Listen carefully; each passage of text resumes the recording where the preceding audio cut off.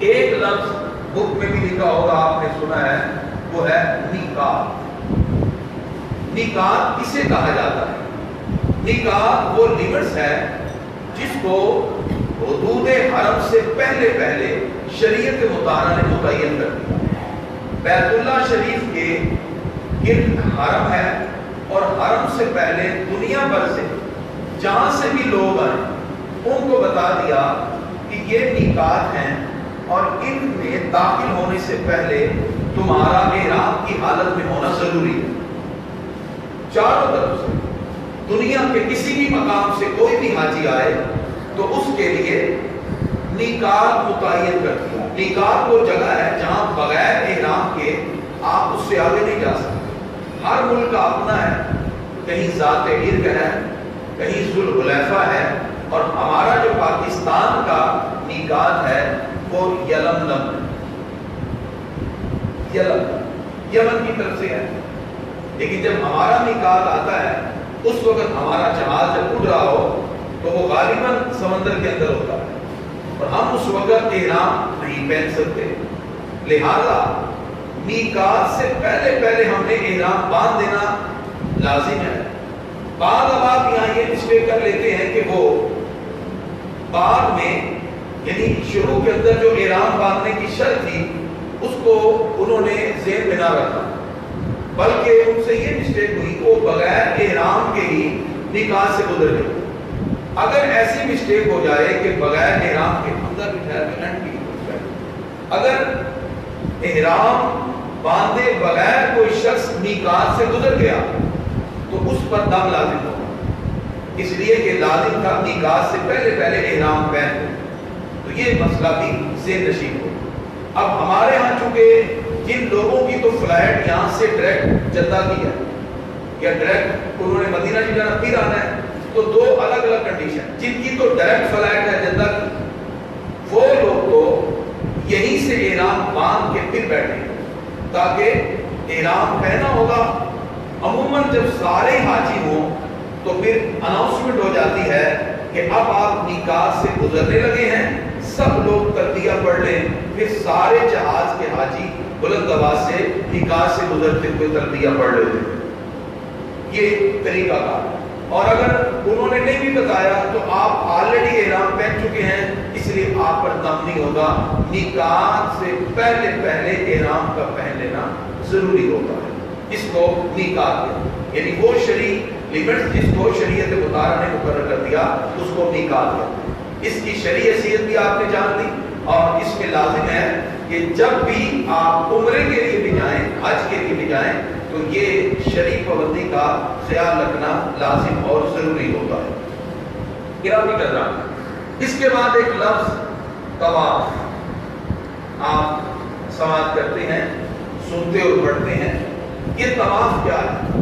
طواف در حقیقت بیت اللہ شریف کے گرد 7 چکر لگانے کا نام ہے۔ ایک چکر کو شوط کہتے ہیں، 7 چکروں کو اشواط کہتے ہیں۔ اس طرح 7 چکر لگے تو طواف ہے۔ طواف کی بنیادی طور پر 3 اقسام ہیں۔ ایک طواف قدوم ہے، وہ طواف جس وقت آپ سب سے پہلے حرم میں جائیں تو یہ طواف کریں، تو جو سب سے پہلا طواف آپ کریں گے اس کا نام کیا ہے؟ طواف قدوم۔ اس کے بعد دوسرا طواف طواف زیارت ہے۔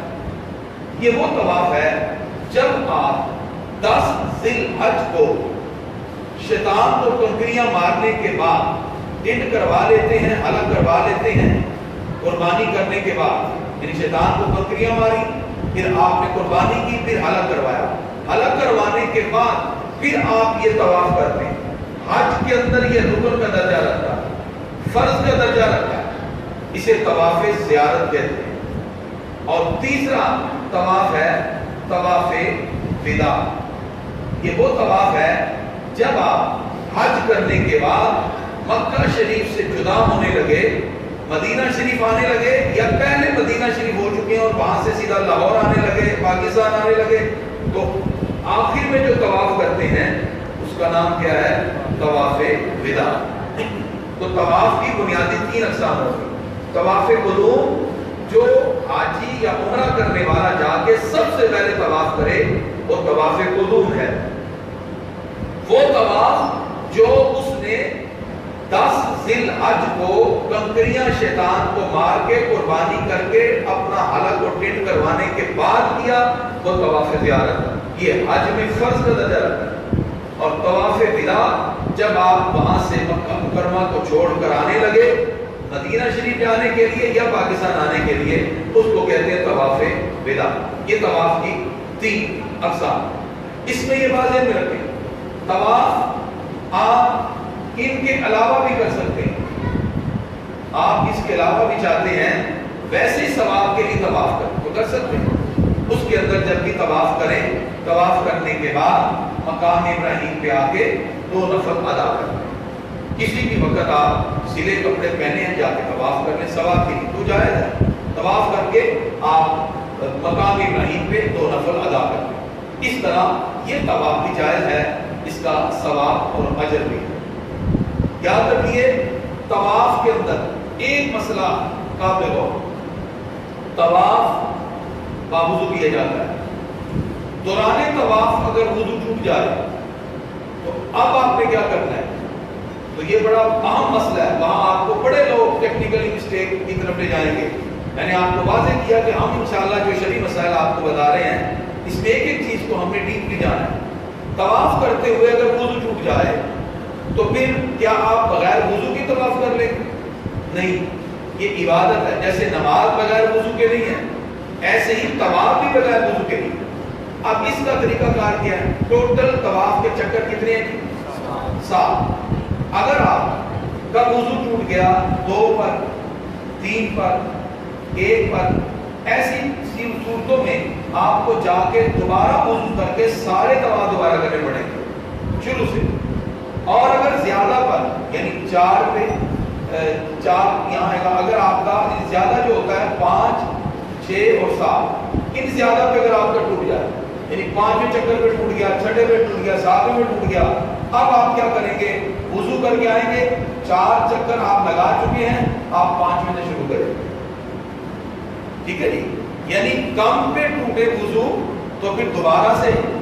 اور اگر آپ کا زیادہ پہ ٹوٹے یعنی 4 چکر کے بعد 5ویں میں ٹوٹ گیا 6 میں ٹوٹ گیا 7ویں میں ٹوٹا 7ویں میں تو ویسے مکمل ہو جائے گا 5ویں اور 6 پہ اگر ٹوٹ گیا تو آپ آئیں گے دوبارہ اور دوبارہ وضو کرنے کے بعد شروع سے نہیں شروع کریں گے اس لیے کہ آپ کا زیادہ پہ ٹوٹا ہے. جہاں سے 5ویں سے ٹوٹا ہے 5ویں سے سٹارٹ 6 سے سٹارٹ. اس طرح طواف کے اندر یہ مسئلہ بھی ذہن نشین ہوگا. لیکن بغیر وضو کے طواف ہرگز نہیں کیا جائے گا. وضو کے ساتھ ہی طواف کرنا لازم اور ضروری ہے. یہ عبادت ہے. جیسے ہم نماز پڑھتے ہیں جیسے ہم نماز کے اندر فرض ہو نفل ہو نماز جنازہ ہو اس سب میں طہارت ضروری ہے ایسے ہی طواف میں بھی جو ہے وہ طہارت لازم اور ضروری ہے. اب طواف کے اندر بھی کچھ چیزیں ہیں جس کو ہم نے ٹیکنیکلی سمجھنا ہوگا. اس کے اندر ایک لفظ میں آپ کو بتا دوں احرام. احرام مرد اور عورت کا جدا جدا ہے. مرد جو ہے 2 انسلی چادر پہنتا ہے. 2 انسلی چادریں ہیں اس کے پاس وہ سلی بھی نہیں ہوگی. وہ چادریں لمبائی میں ایسے ہو جائیں گی اور انسلی چادر ایک کو پہن لیا جائے گا نیچے اور ایک کو اوپر اوڑھ لیا جائے گا. اور جو اس کے علاوہ مرد نے طواف احرام کے دوران سر ننگا رکھنا ہے چہرہ ننگا رکھنا ہے ہاتھ پہ دستانے نہیں پہننے پاؤں میں جرابے موزے نہیں پہننے صرف کینچی چپل پہنے اور باقی کچھ نہیں. مرد حضرات احرام کے دوران 2 انسلی چادر ایک چادر باندھیں گے ایک اوپر لے لیں سر ننگا ہوگا ہاتھ پہ دستانے نہیں چہرے پہ کوئی ماسک نہیں پاؤں کے اوپر کوئی جرابیں موزے نہیں صرف کینچی چپل اور اس کے ساتھ جو ہے باقی سارے مناسک ادا کیے جائیں گے. خواتین برقعے کی طرح جس طرح وہ بایا پہنتی ہیں وہ بایا پہن لیں گی. ان کے بال چھپے ہوں گے ان کے باقی جسم کے اعضاء چھپے ہوں گے. البتہ چہرے کے اوپر کپڑا نہیں آنا چاہیے. کپڑا نہیں آنا چاہیے. جو خواتین نقاب کرتی ہیں اور پابندی سے وہ چاہتی ہیں کہ اب ہم چہرہ کیسے کھولیں ان کے لیے پھر ایک طریقہ کار یہ ہے کہ وہ عموماً جو نوجوان ہیٹ پہنتے ہیں، ٹوپی جسے آگے نکلی ہوتی ہے، اس کے آگے سے ایک کپڑا لٹکا لیں اور وہ کپڑا چہرے پہ نہ لگے، پھر وہ کپڑا پکڑ کے رکھیں۔ جب وہ ہیٹ پہنیں گی، ہیٹ کے آگے کافی جگہ ہوتی ہے، اس کے آگے سے کوئی رومال یا وہ لٹکا لیں تاکہ ان کا پردے والا معاملہ بھی برقرار رہے اور وہ کپڑا اس کے چہرے پہ نہ لگے۔ ہاتھ سے پکڑ کے ایسے رکھیں، ٹھیک ہے، مگر نہ وہ چہرہ کھلا ہی رکھیں، اور ہاتھ بھی کھلے رہیں کہ خواتین کے پاؤں میں وہ بند جوتا پہن سکتے ہیں، خواتین بند جوتا پہن سکتی ہیں، مرد حضرات بند نہیں پہنے۔ احرام کے اندر یہ چیزیں، پھر جب احرام پہن لیا جائے گا خوشبو نہیں لگائی جائے گی، پہلے لگا سکتے ہیں۔ ابھی آپ نے احرام نہیں باندھا، گھر میں غسل کیا، خوشبو لگائیں، احرام پہ لگا لیں خوشبو، جس کا وجود نہ ہو پہلے لگا لیں۔ اس کے بعد جب احرام پہن لیا اب خوشبو نہیں لگانی، اب آپ نے بال نہیں توڑ دیں، اب آپ نے کوشش نہیں کرنی کہ کوئی جو وغیرہ مارے، کوئی شکار کرے، ٹھیک ہے، ایسی چیز جس سے آپ کے احرام میں فرق آئے، وہ ساری کی ساری چیزیں منع ہوتی ہیں۔ لہذا احرام کے اندر یہ چند پابندیوں کا خیال رکھنا لازم اور ضروری ہوتا ہے۔ اسی طرح جو چیزیں ہمیں عمرہ اور حج کے دوران اپنانا ضروری ہے، وہ ان میں جب ہم طواف کریں گے اس میں ایک لفظ استعمال ہوتا ہے اتباع۔ اتباع کا مطلب ہوتا ہے جب آپ طواف کریں گے تو آپ نے اپنے دانے موڑے کو ننگا کر لینا ہے، یعنی یہاں سے تو آپ نے بکل مار کے جانا ہے طواف، یہاں احرام میں آپ نے طواف سے پہلے دونوں کندھے چھپے ہوں گے، لیکن جب آپ نے وہاں طواف شروع کرنا ہے تو اس میں آپ نے کندھے کو اپنا ننگا کر لینا ہے، چادر یہاں سے نکال کے ادھر ڈالی، میں بھی کر کے بھی دکھاؤں گا، اسے کہتے ہیں اتباع، اور یہ ضروری ہے۔ اسی طرح طواف کی کتنی قسمیں ہیں؟ 3، طواف قدوم، طواف زیارت، طواف وداع۔ اس کے اندر رمل کرنا پہلے 3 چکروں میں، یہ آقا علیہ الصلوۃ والسلام کی پیاری سنت ہے۔ صحابہ کرام رضوان اللہ تعالی اجمعین جب آئے عمرہ قضا کے لیے تو کفار نے کہا کہ مسلمان تو کمزور ہو گئے، مدینہ شریف میں جا کے ان کی طاقتیں ختم ہو گئی۔ نبی کریم صلی اللہ علیہ وسلم نے فرمایا ان کفار کے سامنے اکڑ کے چلو، تو پھر اکڑ کے چلنا پہلے 3 چکروں کی، اسے کہتے ہیں رمل، یہ بھی لازم اور ضروری ہوتا ہے پہلے 3 چکروں کی، خاص طور پہ طواف قدوم میں اور طواف زیارت کے اندر اکڑ کے پہلے 3 چکر لگانا، باقی جو اگلے چکر ہے وہ ایزیلی آسانی کے ساتھ جیسے ممکن ہو لگا لیں۔ اس کے بعد جو ٹیکنیکل لفظ استعمال ہوتے ہیں اس میں سے ایک لفظ ہے سعی۔ سعی کا مطلب کیا ہے؟ پہاڑیوں کا تو وجود نہیں، نشانات باقی ہیں، اور ان نشانات میں سے ایک صفا ہے اور ایک مروہ ہے، ان کے درمیان یہ چلنا ہے۔ اس کے درمیان یہ 2 جگہ ہیں جہاں گرین لائٹ لگی ہوتی ہے، اسے کہتے ہیں میلین اخضرین۔ شرعی مسئلہ کیا ہے؟ جس وقت آپ بیت اللہ کا طواف کرنے کے بعد، آب زمزم پینے کے بعد صفا پہاڑی پہ چڑھتے ہیں، یہاں کھڑے ہو کے دعا کرتے ہیں، پھر یہاں سے آپ نے مروہ کی طرف آنا ہے، تو 1 چکر مروہ سے صفا، 2 3 4 5 6 اور 7، آپ کا 7واں چکر کہاں پورا ہوتا ہے؟ مروہ پہ۔ یہاں خواتین اپنے تھوڑے سے بال کو کاٹ لیتی ہیں اور مرد حضرات کو یہاں حلق کروانا یعنی ٹرم کروانا ضروری ہے۔ ایک چیز صحیح کے اندر ضروری ہے، جس وقت آپ گرین لائٹ کے پاس پہنچیں گے مرد حضرات تیزی سے دوڑیں گے، خواتین اپنے اسی انداز میں چلیں گے۔ صحیح کے دوران اللہ کا کلام پڑھا جائے، دعائیں کی جائیں، پانی پی سکتے ہیں، اس کے علاوہ فضول گفتگو یاوہ گوئی اس کی اجازت نہیں۔ تو اس کو ٹیکنیکل طور پہ صحیح کہا جاتا ہے جو صفا اور مروہ کے درمیان، تاکہ آپ سے کہا جائے کہ صحیح کی تو آپ کو پتا ہو کہ صحیح سے مراد کیا۔ یہ الفاظ وہ ہیں جو حج کے اندر ٹیکنیکل طور پہ استعمال ہوتے ہیں۔ اسی طرح حج کے اندر جو لفظ ٹیکنیکل طور پہ استعمال ہوتا ہے ان الفاظ میں سے ایک لفظ ہے جمرات اور دوسرا لفظ ہے رمی، جس کو لوگ رمی کہہ دیتے ہیں، یہ لفظ رمی ہے۔ जमरात से मुराद, मैंने एक मैप और नक्शा भी उधर लगाया है दीवार पे, आप देख सकते हैं, उसमें 3 बड़े सतून, उनको अमूमन कहा जाता और इसको छोटा शैतान कह दिया जाता है, ठीक है जी। हमारे यहाँ अमूमन कहते हैं बड़ा शैतान, दरमियाना शैतान, छोटा शैतान। तो ये जो जमरात हैं 3, जिनको कहते हैं कि कंकरियां मारती शैतान, ये 3 जमरात हैं। 10 जिलहज को सिर्फ एक को मारे जाएंगे कंकरी, और अगले 11, 12 को और 13 उसमें इख्तियारी है, तीनों को कंकरी मारी जाती है, इसको कहते हैं जमरात। और जो कंकरी मारने का अमल है, फेंकने का, इस फेंकने के अमल को कहते हैं रमी। रमी जमरात यानी शैतान को कंकरियां मार, ये लफ्ज इस्तेमाल होता है हज के। इसी तरह एक लफ्ज इस्तेमाल होता है वकूफ। वकूफ का माना है खड़े होना। वकूफ की कई किस्में हैं। एक वकूफ अरफा है, जो मैदान अरफा में होता है, ये 9 जिलहज को होता है, ये हज का बुनियादी रुकन है, ठीक है जी। एक वकूफ मुज़दलिफा है, और ये 9 जिलहज की रात जब आप मिना अरफा से चलते हैं तो 10वीं रात जो होती है वो आपने मुज़दलिफा में गुजारनी होती है। यहाँ से आप 70 कंकरियां उठा लेते हैं वकूफ से। और इसी तरह मिना का क़याम, मिना में आपने ठहरना है खैमे में जब तक कि आपका हज पूरा नहीं हो जाता, तवाफ़ ज़ियारत करके भी आप वापस आते हैं।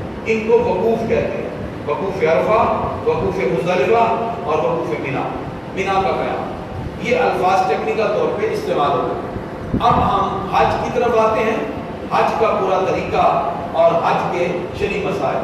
बताइए हम कौन से हज की तरफ आएंगे, हज इफराद, हज किरान या हज तमत्तु? हज तमत्तु, इसलिए कि हम पाकिस्तानी हैं, हमारे यहाँ फ्लैट पहले जाती हैं, हमने पहले उम्रा करना है, उसके बाद फिर हमने हज करना होगा। ये 3 हज की अक़साम में से हम तीसरी डिस्कस करेंगे, हज तमत्तु। हज तमत्तु का तरीका, चंद बातें मैं पहले अर्ज कर दूं। कोशिश करें जब हज के लिए जाएं, आपके सिम्मे अगर किसी का हक है तो वो अदा करके, अगर कोई नाराज है उससे मना लें। यूं ही समझे कि शायद ये आपकी जिंदगी का आखिरी सफर है, अल्लाह की बारगाह में हाजिर होना है, उसकी रहमतों को हासिल करना है, और अल्लाह रब्बुल इज्जत की बारगाह से इतने इनामात मिलने हैं कि इंसान की सोच वहां तक पहुंच ही नहीं सकती। यहाँ तक कि जैसे बच्चा माँ के पेट से पैदा हो, इस अंदाज में अल्लाह ताला की रहमतें मिलेंगी। यूं ही होगा कि जैसे आज ही आप माँ के पेट से पैदा हो, सारे गुनाह। इसलिए जो गुनाह ऐसे हैं जो कबीरा है, उनकी माफी के लिए अल्लाह की बारगाह में अर्ज करना, और उसके साथ साथ हमें कोशिश करनी चाहिए जो हुकूक हमारे ज़िम्मे हैं, हम उन हुकूक को पहली फुर्सत में अदा करके फिर अल्लाह की बारगाह में अर्ज करें। जब आप यहाँ से हज के लिए जाएं तो पहले से आप कोशिश करें अपनी रूटीन जो है चलने की वो बना लें। सुबह की वॉक करें, क्योंकि वहाँ चलना ही चलना है, वहाँ आपका तवाफ भी चलने से है, वहाँ वकूफ अरफा में भी, मिना में भी, मुज़दलिफा में भी, कहीं गाड़ी कितने ही तो पैदल जा रहे हैं। तो कोशिश करें अपनी रूटीन वॉक की बनाएं, चलने की। यही